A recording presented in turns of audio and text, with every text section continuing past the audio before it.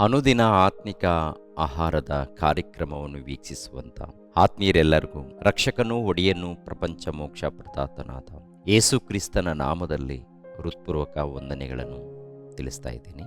ತಂದೆಯಾದ ದೇವರು ನಿಮಗೆ ಕೃಪೆಯು, ಆಶೀರ್ವಾದವು, ನೆಮ್ಮದಿಯು, ಸಮಾಧಾನವು, ಸಂತೋಷವು, ಆರೋಗ್ಯವು ಯೇಸು ಕ್ರಿಸ್ತರ ನಾಮದಲ್ಲಿ ಅನುಗ್ರಹಿಸಲಿ ಎಂದು ತಂದೆಯಾದ ದೇವರನ್ನು ಪ್ರಾರ್ಥಿಸುತ್ತೇನೆ. ನಿಮ್ಮೆಲ್ಲರಿಗೂ ಶುಭವಾಗಲಿ. ಈ ದಿನ ಮತ್ತೊಂದು ಅಂಶದೊಂದಿಗೆ ನಿಮ್ಮೊಟ್ಟಿಗೆ ಮಾತನಾಡೋದಕ್ಕೆ ಸಿದ್ಧನಾಗಿದ್ದೇನೆ. ನಡುಗು ಯಾಕೆ, ಯಾವಾಗ ಉಂಟಾಗುತ್ತೆ ಎಂಬ ಅಂಶವನ್ನು ನಿಮ್ಮೊಟ್ಟಿಗೆ ಮಾತನಾಡ್ತಾ ಇದ್ದೀನಿ. ಪ್ರಿಯರಾದ ದೇವರ ಮಕ್ಕಳಿರ, ಕೆಲವರಿಗೆ ನಡುಗು ಯಾವ ಕಾಲದಲ್ಲಿ, ಯಾವ ಸಮಯದಲ್ಲಿ, ಯಾವ ಸಮಯದಲ್ಲಾದರೂ, ಯಾವ ಕಾಲದಲ್ಲಿಯಾದರೂ ಉಂಟಾಗ್ಬೋದು. ಈ ನಡುಗು ಎನ್ನುವಂಥದ್ದು ಶಾಲೆಯಲ್ಲಿ ಚಿಕ್ಕ ಮಕ್ಕಳು ಟೀಚರ್ಸ್ರವರು ಬೆತ್ತ ಹಿಡಿದಾಗ ನಡುಗ್ತಾ ಇರ್ತಾರೆ. ಟೀಚರ್ಸ್ರವರು ಬೆತ್ತ ಹಿಡಿದಾಗ ಶಾಲೆ ಮಕ್ಕಳು ನಡುಗ್ತಾ ಇರ್ತಾರೆ. ಶಾಲೆಯಲ್ಲಿ ಕೆಲವು ಸಮಯಗಳಲ್ಲಿ ಮಕ್ಕಳು ನಡುಗುವಂಥದ್ದು ನೋಡ್ತೀವಿ. ಅದೇ ಪ್ರಕಾರ ಪ್ರತಿಯೊಬ್ಬನಿಗೂ ಅವಾಗವಾಗ ನಡುಗು ಎನ್ನುವಂಥದ್ದು ಉಂಟಾಗುತ್ತೆ. ಯಾತಕ್ಕಾಗಿ ನಡುಗು ಉಂಟಾಗುತ್ತೆ? ಯಾವುದೊಂದು ಭಯಂಕರವಾದಂಥ ಘಟನೆ ಕಂಡಾಗ, ಭಯಂಕರವಾದಂಥ ಅಪಾಯ, ಅಪಘಾತ ನಡೆದಾಗ ಒಂದು ರೀತಿಯಲ್ಲಿ ನಡುಗು ಉಂಟಾಗುತ್ತೆ ಪ್ರಿಯರೇ. ಭಯ ಉಂಟಾಗುತ್ತೆ. ಭಯದ ಜೊತೆಗೆ ಭಯಂಕರವಾದಂಥ ಒಂದು ನಡುಗು ಉಂಟಾಗುತ್ತೆ. ಇದು ಮನುಷ್ಯರ ಮಧ್ಯದಲ್ಲಿ ನಡೀತಾ ಇರುತ್ತೆ. ಅದೇ ರೀತಿಯಲ್ಲಿ ಭಯಂಕರವಾದಂತಹ ಗುಡುಗು, ಸಿಡಿಲು, ಇಲ್ಲ ಭಯಂಕರವಾದಂಥ ಒಂದು ರೀತಿಯಲ್ಲಿ ಚಂಡಮಾರುತಗಳು, ಬಿರುಗಾಳಿ, ಸುಂಟರಗಾಳಿ ಇದ್ದಾಗ ಕೆಲವರು ನಡುಗುತ್ತಾ ಇರ್ತಾರೆ. ಇನ್ನು ಕೆಲವರು ಆಸ್ಪತ್ರೆಯಲ್ಲಿ ಇದ್ದಾಗ, ಯಾವುದೊಂದು ಕಾಯಿಲೆ ಇದ್ದಾಗ ಒಂದು ರೀತಿಯಲ್ಲಿ ಭಯ ಉಂಟಾಗುತ್ತೆ, ನಡುಗು ಉಂಟಾಗುತ್ತೆ. ಇವೆಲ್ಲ ಮನುಷ್ಯರ ಮಧ್ಯದಲ್ಲಿ ನಡೀತಾ ಇರುತ್ತೆ ನಮ್ಮ ಜೀವನದಲ್ಲಿ. ಸತ್ಯವೇದ ಗ್ರಂಥದಲ್ಲಿ ಕೆಲವು ವಚನಗಳನ್ನು ಧ್ಯಾನಿಸುವಾಗ ನಡುಗು ಯಾತಕ್ಕಾಗಿ, ಯಾಕೆ, ಯಾರಿಗೆ ಉಂಟಾಗಿದೆ ಅಂತ ನೋಡುವಾಗ, ಪ್ರಿಯರಾದ ದೇವರ ಮಕ್ಕಳಿರ, ಕೀರ್ತನೆ ಗ್ರಂಥ 97ನೇ ಅಧ್ಯಾಯ 4ನೇ ವಚನವನ್ನು ನೋಡೋಣ ಪ್ರಿಯರೇ. ಕೀರ್ತನೆ ಗ್ರಂಥ 97ನೇ ಅಧ್ಯಾಯ 4ನೇ ವಚನ. ಆತನ ಮಿಂಚುಗಳು ಲೋಕವನ್ನು ಬೆಳಗಿಸಿದವು, ಭೂಮಿಯು ಅದನ್ನು ಕಂಡು ನಡುಗಿತು. ಭೂಮಿ ಅದನ್ನು ಕಂಡು ನಡುಗಿತು. ದೇವರ ಒಂದು ಮಿಂಚುಗಳು, ಆತನ ಮಿಂಚುಗಳು, ದೇವರ ಮೂಲಕ ಬರುವಂಥ ಮಿಂಚುಗಳು, ಪ್ರತ್ಯೇಕವಾದಂಥ ಮಿಂಚುಗಳು ಬಂದಾಗ ಲೋಕವನ್ನು ಬೆಳಗಿಸಿದವು, ಭೂಮಿಯು ಅದನ್ನು ಕಂಡು ನಡುಗಿತು ಅಂತಿರುತ್ತಾರೆ. ಏನ್ರಿ ಭೂಮಿ ನಡುಗುತ್ತಾ ಅಂತ ನೋಡುವಾಗ ದೇವರು ಕಳಿಸುವಂಥ ಮಿಂಚುಗಳಿಗೆ ಏನ್ರಿ ಭೂಮಿ ನಡುಗುವಂಥದ್ದು ನೋಡ್ತಾ ಇದ್ದೀವಿ. ಮತ್ತೊಂದು ವಚನವನ್ನ ನೋಡೋಣ ಪ್ರಿಯರೇ. ಯೆಶಾಯನ ಗ್ರಂಥ 5ನೇ ಅಧ್ಯಾಯ 25ನೇ ವಚನ. ಯೆಶಾಯನ ಗ್ರಂಥ 5ನೇ ಅಧ್ಯಾಯ 25ನೇ ವಚನ. ಹೀಗಿರಲು ಯೆಹೋವನು ತನ್ನ ಜನರಲ್ಲಿ ಉರಿಗೊಂಡು ಅವರ ಮೇಲೆ ಕೈ ಎತ್ತಿ ಅವರನ್ನು ಒಡೆದು ಬಿಡುವನು. ಆಗ ಬೆಟ್ಟಗಳು ನಡುಗುವವು. ಬೆಟ್ಟಗಳು ನಡುಗುವವು ಅಂದರೆ ಬೆಟ್ಟಗಳು ನಡುಗುತ್ತಾ, ಭೂಮಿ ನಡುಗುತ್ತಾ? ಭೂಮಿ ನಡುಗುತ್ತೆ, ಬೆಟ್ಟಗಳು ನಡುಗುತ್ತೆ, ಸಮುದ್ರ ನಡುಗುತ್ತೆ, ಆಕಾಶನೂ ಕೂಡ ನಡುಗುತ್ತೆ ಎನ್ನುವಂಥದ್ದು ವಾಕ್ಯದಲ್ಲಿ ನೋಡ್ತೀವಿ ಪ್ರಿಯರೇ. ಅಂದರೆ ದೇವರ ಒಂದು ಉಗ್ರತೆಗೆ ಟೋಟಲ್ ಈ ಪ್ರಕೃತಿ ನಡುಗುವಂಥದ್ದು. ಪರಲೋಕದಲ್ಲಿ ಕೋಟ್ಯಾನುಕೋಟಿ ದೇವದೂತರಿದ್ದಾರೆ, ಅವರು ಕೂಡ ನಡುಗುವಂಥದ್ದು. ಪರಲೋಕದಲ್ಲಿ ಕೋಟ್ಯಾನುಕೋಟಿ ದೇವದೂತರು, ಅಧಿಕಾರಿಗಳು, ಹಿರಿಯರು ಯಾರನ್ನ ನೋಡಿ ನಡುಗುವಂಥದ್ದು ಅಂತ ನೋಡುವಾಗ ದೇವರನ್ನು, ದೇವರ ಉಗ್ರತೆಯನ್ನು ನೋಡಿ ನಡುಗುವಂಥದ್ದು ನೋಡ್ತೀವಿ ಪ್ರಿಯರಾದ ದೇವರ ಮಕ್ಕಳಿರ. ಗಮನಿಸಬೇಕು. ಆದರೆ ಯಾರು ನಡುಗಬೇಕು ದೇವರನ್ನ ನೋಡಿ ಅಂತ ನೋಡುವಾಗ, ಮನುಷ್ಯರು ದೇವರ ಕ್ರಿಯೆಗಳನ್ನು ನೋಡಿ, ದೇವರ ಕೆಲಸವನ್ನು ನೋಡಿ, ದೇವರಿಗೆ ಒಳಪಟ್ಟು ಭಯ ಭಕ್ತಿಯಿಂದ ನಡುಗುತ್ತಾ ಆತನನ್ನು ಸೇವಿಸಬೇಕು ಎಂಬ ಒಂದು ಮಾತಿರುತ್ತೆ. ಕೀರ್ತನೆ ಗ್ರಂಥ 2ನೇ ಅಧ್ಯಾಯ 11ನೇ ವಚನವನ್ನು ನೋಡೋಣ. ಕೀರ್ತನೆ ಗ್ರಂಥ 2ನೇ ಅಧ್ಯಾಯ 11ನೇ ವಚನವನ್ನು. ಯೆಹೋವನನ್ನು ಭಯಭಕ್ತಿಯಿಂದ ಸೇವಿಸಿರಿ, ನಡುಗುತ್ತಾ ಉಲ್ಲಾಸ ಪಡಿರಿ. ಯೆಹೋವನನ್ನು ಭಯಭಕ್ತಿಯಿಂದ ಸೇವಿಸಿರಿ, ನಡುಗುತ್ತಾ ಉಲ್ಲಾಸ ಪಡಿರಿ ಅಂತಾರೆ. ನಡುಗುತ್ತಾ ಉಲ್ಲಾಸ ಅಂದ್ರೆ ನೋಡಿ, ಈ ಜಗತ್ತನ್ನು ಉಂಟು ಮಾಡಿದಂಥ ತಂದೆ ಸೂರ್ಯ ಚಂದ್ರ ನಕ್ಷತ್ರಗಳನ್ನು, ಸರ್ವಲೋಕವನ್ನು, ಸರ್ವ ಸೃಷ್ಟಿಯನ್ನು, ಆಕಾಶವನ್ನು, ಸಮುದ್ರವನ್ನು, ನಕ್ಷತ್ರಗಳನ್ನು ನಮ್ಮ ತಂದೆ ಉಂಟು ಮಾಡಿದ್ದಾರೆ. ನಮ್ಮ ದೇವರು ಉಂಟು ಮಾಡಿದ್ದಾರೆ ಅಂತ ಹೇಳಿ, ಆ ದೇವರ ವಚನಗಳನ್ನು ಕೇಳಿ, ದೇವರ ವಾಕ್ಯಗಳನ್ನು ಕೇಳಿ, ದೇವರ ವಿಷಯದಲ್ಲಿ ನಡುಗುತ್ತಾ ಉಲ್ಲಾಸ ಪಡಬೇಕಂತ ಹೇಳ್ತಾರೆ.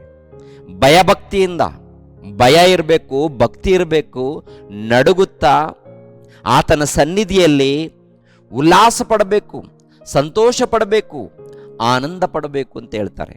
ಆದರೆ ಯಾವಾಗಾದರೂ ದೇವರ ವಿಷಯದಲ್ಲಿ ನಮಗೆ ನಡುಗೆ ಏನಾದರೂ ಉಂಟಾಗಿದೆಯಾ? ನಡುಗುತ್ತಾ ಉಲ್ಲಾಸ ಪಟ್ಟಿದ್ದೀವಾ? ದೇವರ ವಿಷಯದಲ್ಲಿ ಯಾವಾಗಾದರೂ ನಮ್ಮ ಜೀವನದಲ್ಲಿ ನಡೆದಿದೆಯಾ?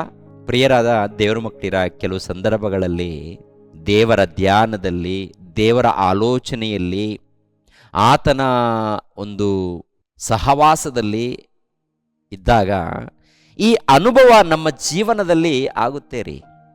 ಅಂಥ ಮಹಾದೇವರು ನಮ್ಮ ಹೆತ್ತ ತಂದೆ, ಅಂಥ ಮಹಾಶಕ್ತನು ನಮ್ಮ ಹೆತ್ತ ತಂದೆ ನಮ್ಮ ಜೊತೆಯಲ್ಲಿದ್ದಾನೆ, ನಮ್ಮನ್ನು ಕಾಪಾಡ್ತಾ ಇದ್ದಾನೆ, ನಮ್ಮನ್ನು ನಡೆಸ್ತಾ ಇದ್ದಾನೆ, ಸರ್ವ ಲೋಕವನ್ನು ಉಂಟು ಮಾಡಿದಂಥ ದೇವರು ಅಂತ ಹೇಳಿ ಒಂದು ರೀತಿಯಲ್ಲಿ ಭಯ ಉಂಟಾಗುತ್ತೆ, ಒಂದು ರೀತಿಯಲ್ಲಿ ನಡುಗು ಉಂಟಾಗುತ್ತೆ. ಅಂಥ ಅನುಭವ ನಮ್ಮ ಜೀವನದಲ್ಲಿ ಅವಾಗವಾಗ ಆಗುತ್ತೆ. ಪ್ರಿಯರಾದ ದೇವರ ಮಕ್ಕಳಿರ, ಆ ರೀತಿ ನಡಿಬೇಕು. ಭಯ ಇರಬೇಕು, ಭಕ್ತಿ ಇರಬೇಕು, ನಡುಗು ಇರಬೇಕು. ದೇವರ ವಿಷಯದಲ್ಲಿ ಮನುಷ್ಯನಿಗೆ ನಡುಗು ಇಲ್ಲ, ದೇವರ ವಿಷಯದಲ್ಲಿ ಮನುಷ್ಯನಿಗೆ ಭಯ ಇಲ್ಲ. ಇಷ್ಟ ಬಂದಾಗೆ ತಿಂತಾ ಇದ್ದಾನೆ, ಇಷ್ಟ ಬಂದಾಗೆ ಜೀವಿಸ್ತಾ ಇದ್ದಾನೆ, ಇಷ್ಟ ಬಂದಾಗೆ ಮಾತಾಡ್ತಾ ಇದ್ದಾನೆ, ಇಷ್ಟ ಬಂದಾಗೆ ನಡೀತಾ ಇದ್ದಾನೆ. ದೇವರಂದರೆ ಭಯ ಇಲ್ಲ, ದೇವರಂದರೆ ಭಕ್ತಿ ಇಲ್ಲ. ಈ ಲೋಕದಲ್ಲಿ ಪಾಪದ ವ್ಯಾಮೋಹದಲ್ಲಿ ಮನುಷ್ಯನು ತನ್ನ ಜೀವಿತ ಕಾಲವನ್ನು ಮುಗಿಸ್ಕೊಂಡು ಹೋಗ್ತಾ ಇದ್ದಾನೆ. ಅಂಥ ಸ್ಥಿತಿಯಲ್ಲಿ ನೀವು ನಾವು ಇದ್ದೀವಾ? ಇದ್ದರೆ ನಮ್ಮ ಜೀವಿತವನ್ನು ಬದಲಾಯಿಸಿಕೊಂಡು, ಸರಿಪಡಿಸಿಕೊಂಡು, ದೇವರಿಗೆ ವಿಧೇಯರಾಗಿ ಭಯಭಕ್ತಿಯಿಂದ ಜೀವಿಸೋಣ ಪ್ರಿಯರೇ. ಮತ್ತೊಂದು ವಚನವನ್ನು ನಾವು ನೋಡೋಣ ಪ್ರಿಯರಾದ ದೇವರ ಮಕ್ಕಳು. ಆ ರೀತಿ ಯಾರಾದರೂ ಭಯಪಟ್ಟಿದ್ದಾರಾ, ಒಳಪಟ್ಟಿದ್ದಾರಾ, ನಡಗಿದ್ದಾರಾ ಅಂತ ನೋಡುವಾಗ ಅಪೋಸ್ತಲರ ಕೃತ್ಯಗಳು 2ನೇ ಅಧ್ಯಾಯ, ಅಪೋಸ್ತಲರ ಕೃತ್ಯಗಳು 2ನೇ ಅಧ್ಯಾಯ 41ನೇ ವಚನದಿಂದ 47ನೇ ವಚನದವರೆಗೆ ವಾಕ್ಯಗಳನ್ನು ಧ್ಯಾನಿಸೋಣ ಪ್ರಿಯರೇ. 41ನೇ ವಚನದಿಂದ, ಅವನ ಮಾತಿಗೆ ಒಪ್ಪಿಕೊಂಡವರು ದೀಕ್ಷಾಸ್ನಾನ ಮಾಡಿಸಿಕೊಂಡರು. ಆ ದಿವಸ ಸುಮಾರು 3,000 ಜನರು ಅವರಲ್ಲಿ ಸೇರಿದರು. ಅವರು ಅಪೋಸ್ತಲರ ಬೋಧನೆಯನ್ನು ಕೇಳುವುದರಲ್ಲಿಯೂ, ಸಹೋದರರ ಅನ್ಯೋನ್ಯತೆಯಲ್ಲಿಯೂ, ರೊಟ್ಟಿ ಮುರಿಯುವುದರಲ್ಲಿಯೂ, ಪ್ರಾರ್ಥನೆಗಳಲ್ಲಿಯೂ ನಿರತರಾಗಿದ್ದರು. ಎಲ್ಲರಿಗೂ ಭಯ ಉಂಟಾಯಿತು. ನೋಡಿದ್ರ, ಭಯ ಉಂಟಾಗಿದೆ ಅಂದರೆ ಅವರಲ್ಲಿ ದೇವರ ವಿಷಯದಲ್ಲಿ ಭಯ. ಯಾಕೆ ಭಯ ಅಂತ ನೋಡುವಾಗ, ದೇವರು ಮಾಡುವಂಥ ಅದ್ಭುತಗಳು, ಸೂಚಕ ಕ್ರಿಯೆಗಳು, ಮಹತ್ ಕಾರ್ಯಕ್ರಮಗಳು ಇದೆಲ್ಲ 1ನೇ ಶತಮಾನದಲ್ಲಿ ಅವರ ಮಧ್ಯದಲ್ಲಿ ನಡೆದಿರುವಂಥ ಘಟನೆಗಳು, ದೇವರ ಕ್ರಿಯೆಗಳು. ಈ ಕಾಲದಲ್ಲಿ ನೋಡುವಾಗ ಟೋಟಲಿ ಜಗತ್ತನ್ನು ಕುರಿತು ಪರಿಶೋಧನೆ ಮಾಡಿದಾಗ, ಜಗತ್ತನ್ನು, ಸೂರ್ಯನನ್ನು, ಚಂದ್ರನನ್ನು, ನಕ್ಷತ್ರಗಳನ್ನು, ಭೂಮಿಯನ್ನು, ಮಳೆಯನ್ನು, ನೀರನ್ನು, ಗಾಳಿಯನ್ನು, ಸಮುದ್ರವನ್ನು, ಗಿಡಗಳನ್ನು, ಮರಗಳನ್ನು, ಪ್ರತಿಯೊಂದನ್ನು ಕುರಿತು ನಾವು ಯೋಚನೆ ಮಾಡುವಾಗ, ಪರಿಶೋಧನೆ ಮಾಡುವಾಗ ದೇವರ ಶಕ್ತಿ ಗೊತ್ತಾಗುತ್ತೆ, ದೇವರ ಗುಣಗಳು ಗೊತ್ತಾದಾಗ ದೇವರಿಗೆ ನಾವು ಭಯದಿಂದ, ಭಕ್ತಿಯಿಂದ ಪೂಜಿಸ್ತೀವಿ ಪ್ರಿಯರೇ, ಆರಾಧಿಸ್ತೀವಿ ಪ್ರಿಯರೇ. ಹಾಗೆ ದೇವರಿಗೆ ಒಳಪಡಬೇಕು. ಇಲ್ಲಿ ನೋಡಿ, 1ನೇ ಶತಮಾನದಲ್ಲಿ ದೇವರ ಸಭೆಯಲ್ಲಿ ಸೇರಿಸಲ್ಪಟ್ಟಿದ್ದಾರೆ, ಅಂದರೆ ಯೇಸು ಕ್ರಿಸ್ತರ ಸಭೆಯಲ್ಲಿ ಸೇರಿಸಲ್ಪಟ್ಟಿದ್ದಾರೆ. ಯೇಸು ಕ್ರಿಸ್ತರ ಸಭೆಯಲ್ಲಿ ಸೇರಿಸಲ್ಪಟ್ಟಂಥ ಭಕ್ತರು, ಸಭೆಯಲ್ಲಿ ಸೇರಿಸಲ್ಪಟ್ಟಂಥ ವಿಶ್ವಾಸಿಗಳು ಎಲ್ಲರೂ ಒಗ್ಗಟ್ಟಾಗಿದ್ದಾರೆ, ದೇವರಿಗೆ ಒಳಪಟ್ಟಿದ್ದಾರೆ, ಭಯಪಟ್ಟಿದ್ದಾರೆ. ಧ್ಯಾನದಲ್ಲಿ, ಆರಾಧನೆಯಲ್ಲಿ, ಸೇವೆಯಲ್ಲಿ ನಿರಂತರ ಅವರು ಜೀವಿಸಿದ್ದಾರೆ ಪ್ರಿಯರೇ. ಗಮನಿಸ್ರಿ, ಇದಲ್ಲದೆ ಅನೇಕ ಅದ್ಭುತ ಕಾರ್ಯಗಳು, ಸೂಚಕ ಕಾರ್ಯಗಳು ಅಪೋಸ್ತಲರ ಕೈಯಿಂದ ನಡೆದವು. ನಂಬಿದವರೆಲ್ಲರೂ ಒಗ್ಗಟ್ಟಾಗಿದ್ದು ತಮ್ಮದೆಲ್ಲವನ್ನು ಉದುವಾಗಿ ಅನುಭೋಗಿಸುತ್ತಾ ತಮ್ಮ ತಮ್ಮ ಚರಾಸ್ಥಿರ ಸೊತ್ತುಗಳನ್ನು ಮಾರಿ ಬಂದ ಹಣವನ್ನು ಎಲ್ಲರಿಗೂ ಅವರವರ ಅಗತ್ಯವಿದ್ದ ಹಾಗೆ ಹಂಚಿಕೊಡುತ್ತಾ ಇದ್ದರು.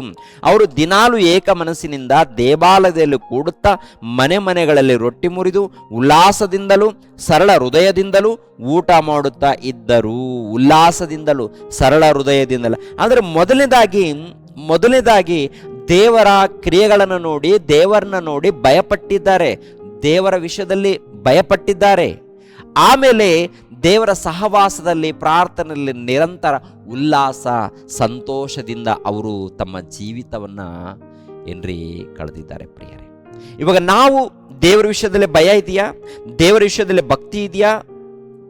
ನಡುಗು ಇದೆಯಾ? ಒಂದ್ಸಲ ಆಲೋಚನೆ ಮಾಡಿ ಪ್ರಿಯರೇ. ಯಾಕೆಂದ್ರೆ ಆತನ ವಿಷಯದಲ್ಲಿ ನಮಗೆ ಭಯ ಇರಬೇಕು, ಭಕ್ತಿ ಇರಬೇಕು. ಭಯ ಭಕ್ತಿ ಇರಬೇಕು. ಆ ಭಯ ಭಕ್ತಿಯಿಂದ ಇದ್ದಾಗ ಉಲ್ಲಾಸ ಇರುತ್ತೆ, ಸಂತೋಷ ಇರುತ್ತೆ, ಆನಂದ ಇರುತ್ತೆ. ತಂದೆಯಾದ ದೇವರು ನಮ್ಮ ಜೊತೆಯಲ್ಲಿ ಇರ್ತಾರೆ. ಅಂತ ಒಳ್ಳೆ ಅವಕಾಶವನ್ನ ದೇವರು ಕಲ್ಪಿಸಿಕೊಟ್ಟಿದ್ದಾರೆ.